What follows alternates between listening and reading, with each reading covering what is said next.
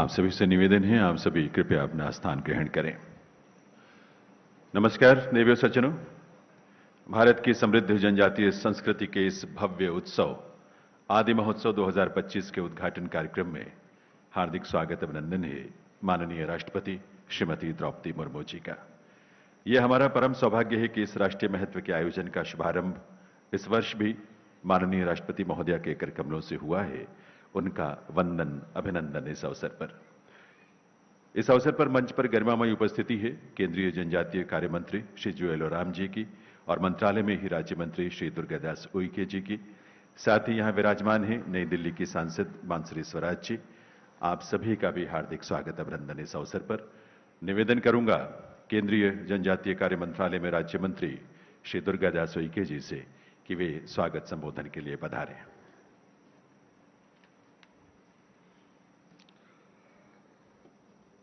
परम आत्मीय भाइयों बहनों, हम सबका सौभाग्य है कि आज हमारे बीच में हमारी परम आदरणीय जनजाति समाज की गौरव श्रीमती द्रौपदी मुर्मू जी महामहिम राष्ट्रपति जी का सानिध्य और उनका प्रबल प्रखर तेजोवलय, जिसमें कुछ समय व्यतीत करने का हम सबको सौभाग्य मिला है।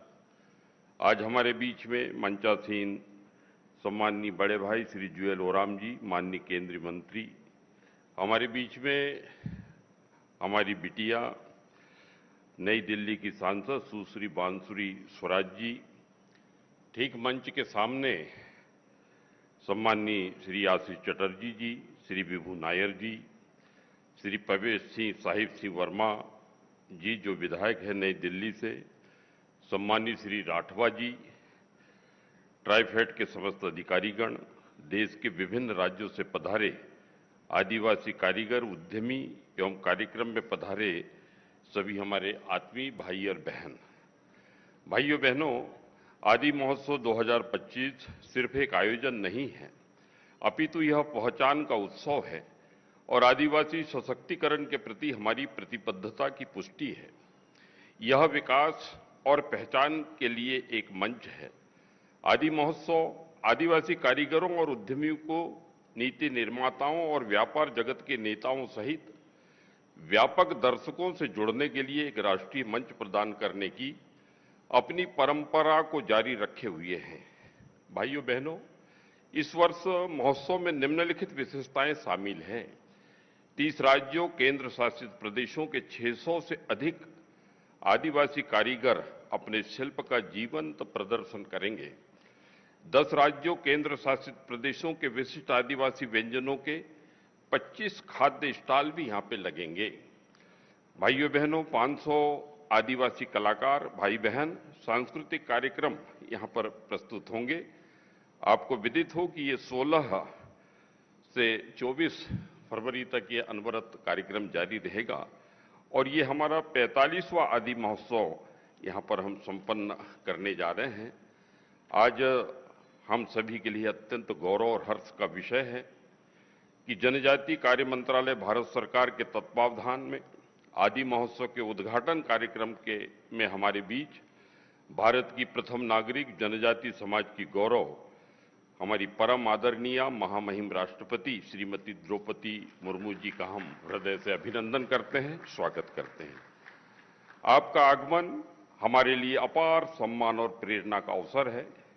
महामहिम राष्ट्रपति जी, आपका जीवन संघर्ष, समर्पण और सेवा की अद्वितीय मिसाल है। आपने अपनी कर्मठता, धैर्य और सामाजिक उत्थान के प्रति अटूट संकल्प के बल पर न केवल उच्चतम संवैधानिक पद को सुशोभित किया है, बल्कि देश की हर बेटी, हर वंचित वर्ग और समाज के हर नागरिक के लिए आप प्रेरणा स्रोत हैं। आपका जीवन यह दर्शाता है कि सच्ची लगन, कड़ी मेहनत और ईमानदारी से कोई भी लक्ष्य असंभव नहीं है। आपका नेतृत्व हमें संवैधानिक मूल्यों की रक्षा, सामाजिक न्याय और राष्ट्र निर्माण के प्रति अपनी जिम्मेदारियों को निभाने की प्रेरणा देता है। आपने जनजाति समाज के उत्थान, शिक्षा के प्रसार और महिला सशक्तिकरण के लिए जो योगदान दिया है, वह देश के विकास में एक महत्वपूर्ण आधारशिला के रूप में स्थापित हुआ है। आपका सादगीपूर्ण जीवन और उच्च आदर्श हमें यह सिखाते हैं कि सच्चा नेतृत्व पद से नहीं बल्कि सेवा, कर्तव्य निष्ठा और त्याग से परिभाषित होता है। हम सभी आपके प्रति श्रद्धा, सम्मान प्रकट करते हैं। आपकी गरिमामय उपस्थिति हमें राष्ट्र के प्रति अपने कर्तव्यों का पालन करने के लिए और अधिक प्रेरित करती है। हम आपके कुशल प्रेरक नेतृत्व में भारत को प्रगति की नई ऊंचाइयों तक पहुंचता हुआ देखने की आशा करते हैं। मैं जनजातीय कार्य मंत्रालय, ट्राइफेड एवं समस्त नागरिकों की ओर से आपका हार्दिक स्वागत करता हूं एवं अभिनंदन करता हूं एवं आपके उज्जवल और यशस्वी भवन की कामना करता हूं। जय हिंद, जय भारत।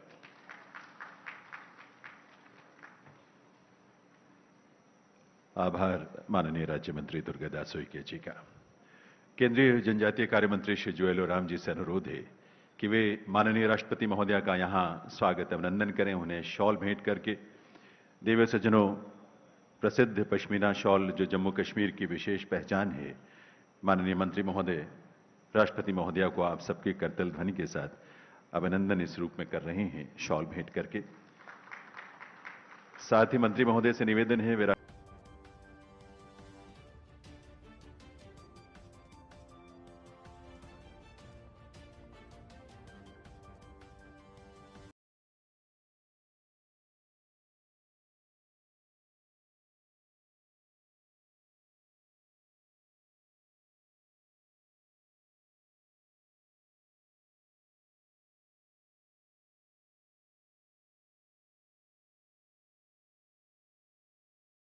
राष्ट्रपति महोदया को मध्य प्रदेश की प्रसिद्ध गोंड पेंटिंग भी भेंट करें।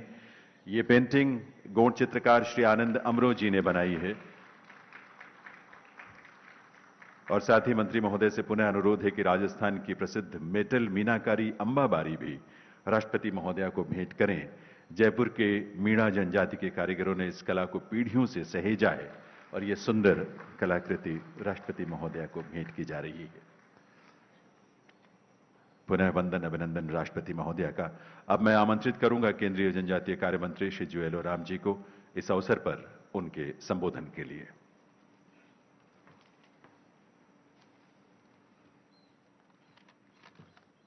महामहिम राष्ट्रपति महोदया श्रीमती द्रौपदी मुर्मू जी, मेरा साथी मंत्रिमंडल में मेरा सहयोगी मंत्री दुर्गादास उइके जी और नई दिल्ली के हमारे सांसद बांसुरी स्वराज जी, हमारे मंत्रालय के सचिव विभू नायर जी जो सामने बैठे हुए हैं, ट्राइफेड के एमडी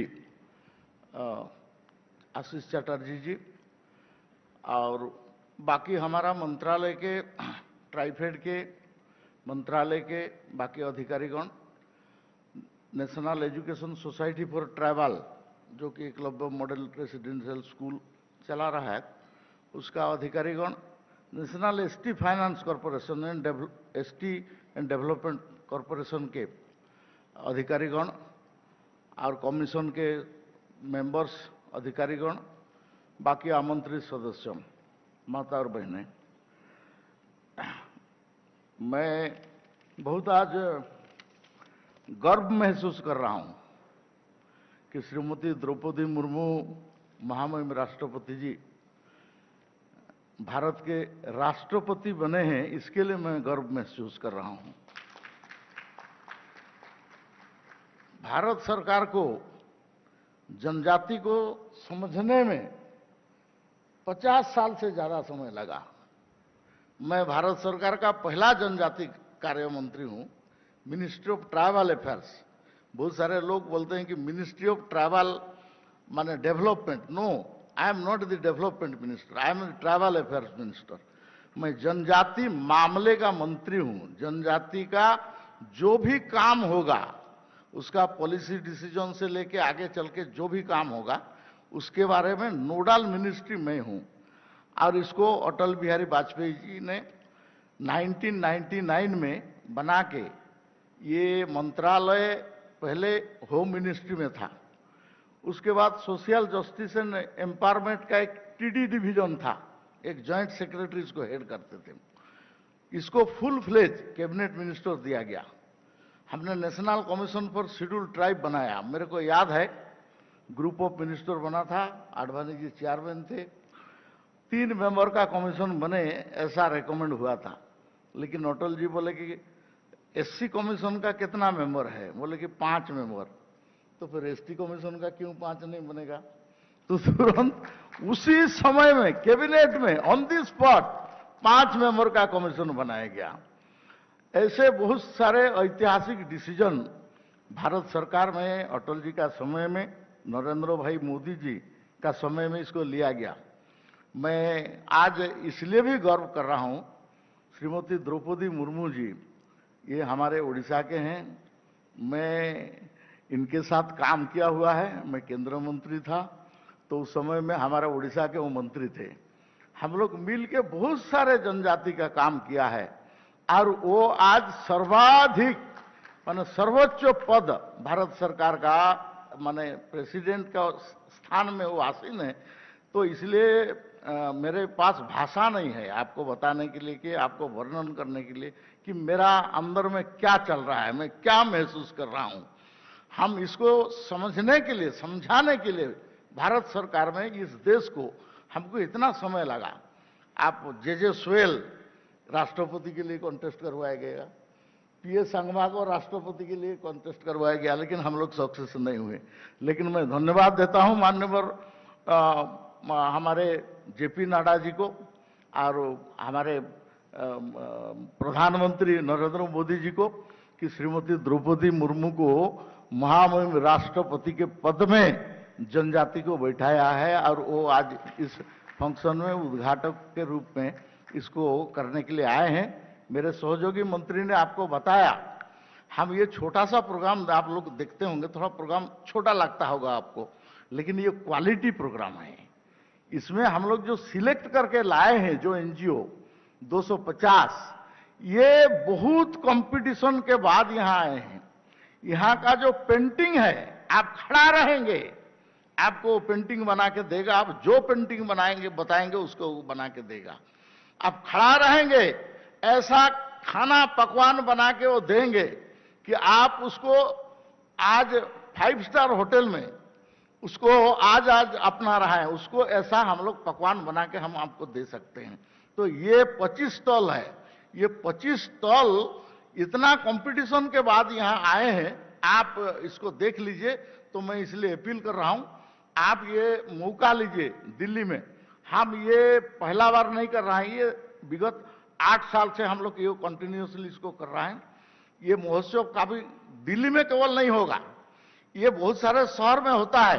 450 से ज्यादा महोत्सव हम लोग कर चुके हैं और इसमें से बहुत सारे हजारों ट्राइबल लोग यहाँ आपका इन्वॉल्व हुए हैं।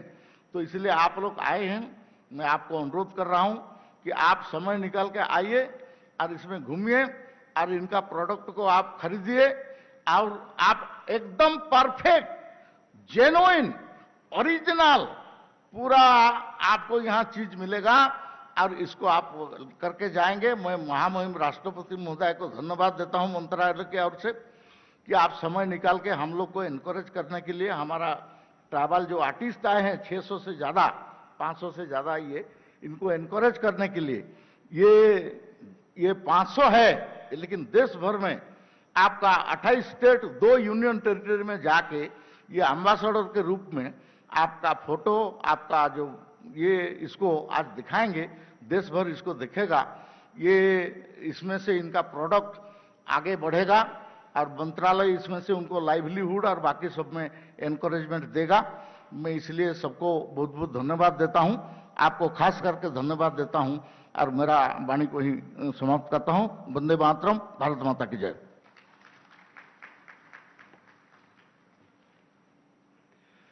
आभार माननीय केंद्रीय जनजातीय कार्य मंत्री श्री जुएल ओराम जी का। देवी सज्जनों, भारत की सांस्कृतिक विविधता में देश की जनजातीय परंपराओं का बहुत महत्वपूर्ण योगदान है। ये वो परंपराएं हैं जो सदियों से हमारे दैनंदिन जीवन का हिस्सा रही हैं। आदि महोत्सव के इस उद्घाटन समारोह के लिए उत्तर मध्य क्षेत्र सांस्कृतिक केंद्र प्रयागराज ने ऐसी ही कुछ जनजातीय नृत्यों को लेकर एक प्रस्तुति तैयार की है। इनमें झारखंड का छाऊ नृत्य, राजस्थान का कालबेलिया, छत्तीसगढ़ का गौडमारिया, गुजरात का सिद्धि धमाल और राजस्थान का आंगे गिर जैसे जनजातीय नृत्य शैलियां शामिल हैं। निशा त्रिवेदी ने इसकी कोरियोग्राफी की है। आइए देखते हैं ये मनोरम प्रस्तुति।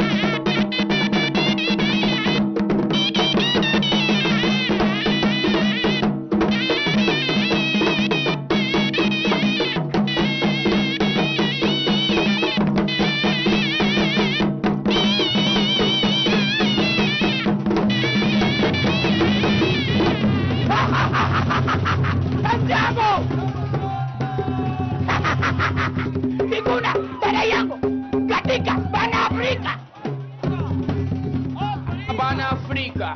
Richard,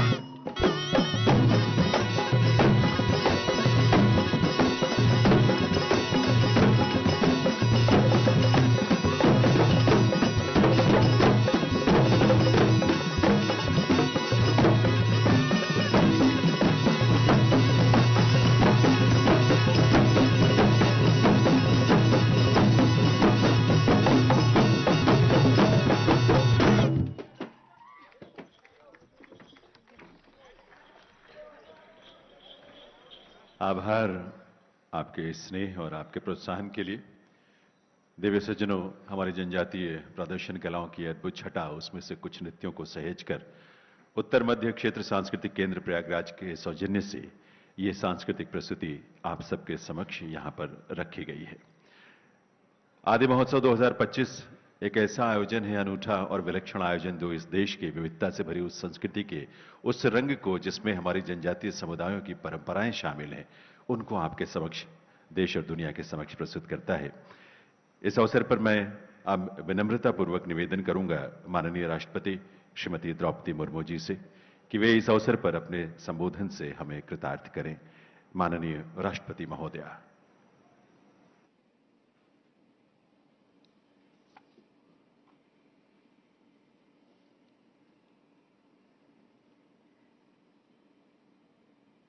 आदि महोत्सव के इस पावन अवसर पर मंच में विराजमान केंद्रीय जनजातीय कार्य मंत्री श्री जुएल ओराम जी, केंद्रीय जनजातीय कार्य राज्य मंत्री श्री दुर्गादास उइके जी, सांसद सुश्री बांसुरी स्वराज जी, गणमान्य अतिथियों, देवियों और स्वजन, नमस्कार, जोहार।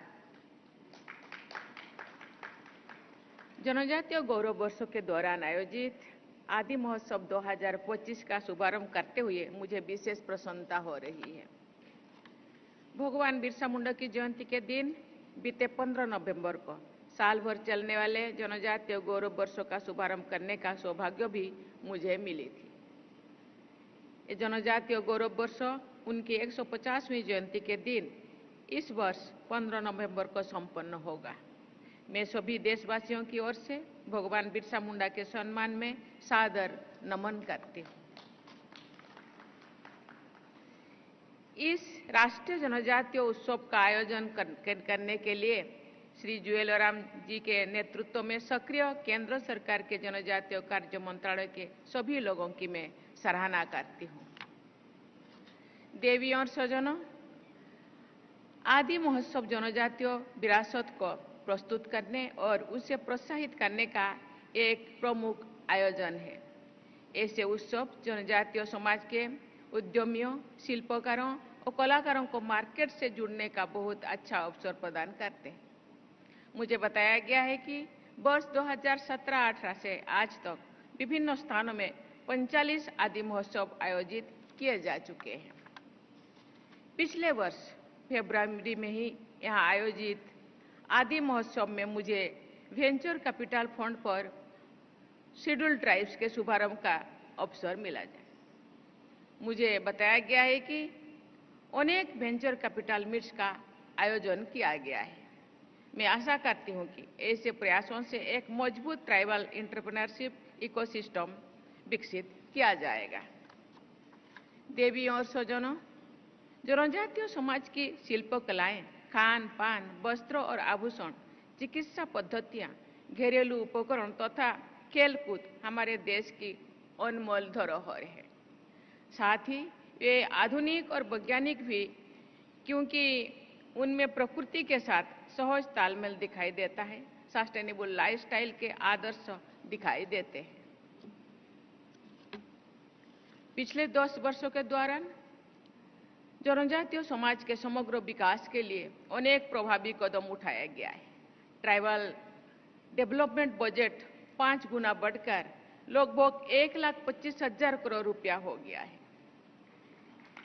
इसके अलावा ट्राइबल वेलफेयर बजट एलोकेशन 3 गुना बढ़कर लगभग 15,000 करोड़ रुपया हो गई है।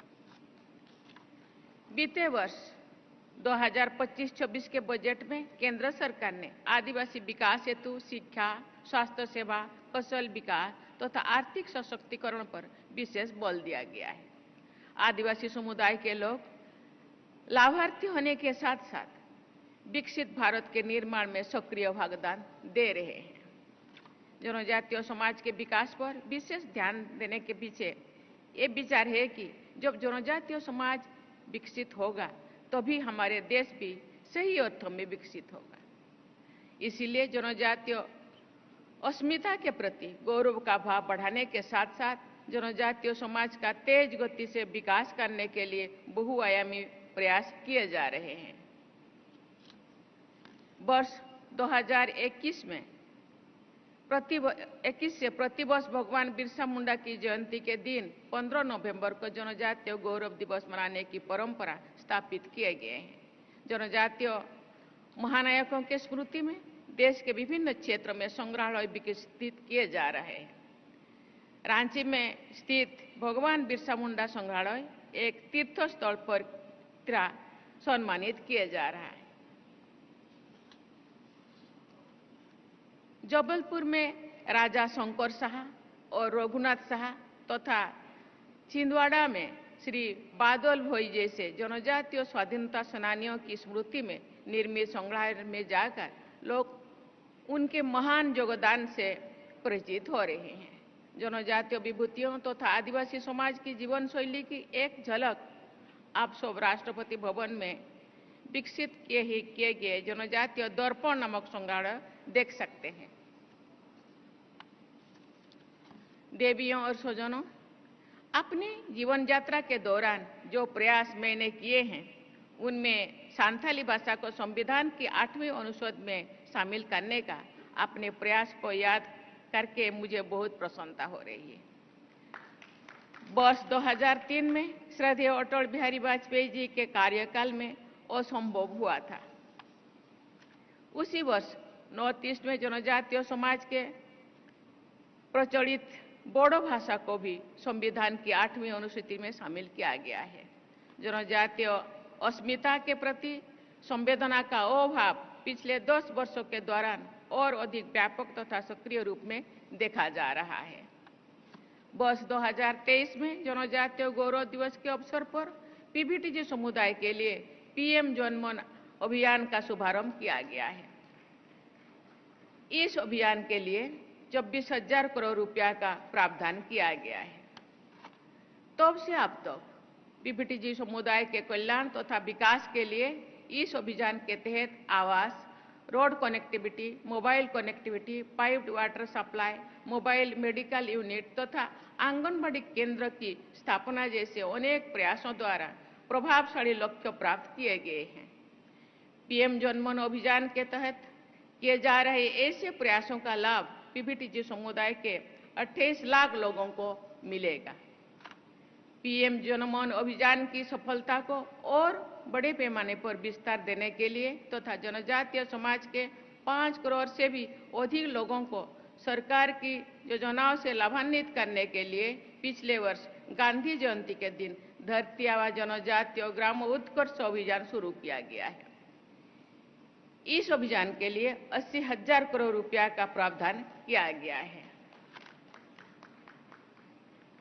63,000 जनजातीय गांवों को सड़कों तथा मोबाइल नेटवर्क से जोड़ना तथा सभी जनजातीय परिवारों को स्थायी आवास उपलब्ध कराना इस अभियान के प्रमुख लक्ष्य है। मुझे ये जानकर बहुत प्रसन्नता हो रही है कि आदिवासी समाज के आर्थिक सशक्तिकरण एवं रोजगार की दिशा में काफी प्रगति हो रही है। लगभग 4,000 बंधन विकास केंद्रों के जरिए 12 लाख से अधिक आदिवासी भाई बहनों को जोड़ा गया है। किसी भी समाज के विकास में शिक्षा की भूमिका सबसे अधिक महत्वपूर्ण होती है। ये प्रसन्नता की बात है कि देश में 470 से अधिक एकलव्य मॉडल आवासीय विद्यालय के माध्यम से लगभग 1.25 लाख आदिवासी बच्चों को स्कूली शिक्षा दी जा रही है। साथ ही लगभग 250 एकलव्य मॉडल आवासीय विद्यालयों का निर्माण किया जा रहा है। 30 लाख से अधिक आदिवासी विद्यार्थियों को छात्रावास मिल रही है, जिसमें विदेश में अध्ययन करने के लिए दी जा रही सहायता भी शामिल है। पिछले 10 वर्षों में आदिवासी बहुल क्षेत्रों में 30 नए मेडिकल कॉलेज शुरू किया गया है। जनजातीय समाज के स्वास्थ्य से जुड़ी एक विशेष समस्या का समाधान करने के लिए राष्ट्रीय मिशन चलाया जा रहा है।